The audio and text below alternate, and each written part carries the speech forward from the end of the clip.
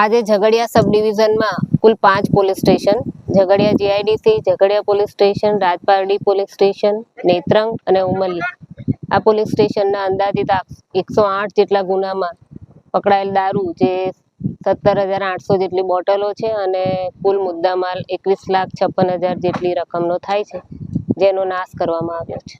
આજ ઇંગ્લિશ દારૂના નાશ માટે આપના ઝઘડિયા ડિવિઝનના 5 પોલીસ સ્ટેશનોનો 17,800 નગનો દારૂ નાશ કરવામાં આવેલ છે.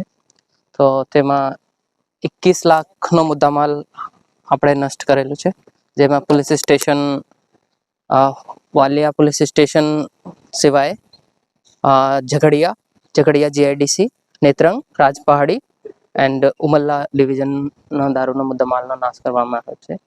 તો તે પછી નામદાર કોર્ટ નેત્રંગ એન્ડ ઉમલ્લાના ઓર્ડર એન્ડ એસડીએમ સાહેબના ઓર્ડરની પાલનામાં આ દારૂનો નાશ કરવામાં આવ્યો હતો.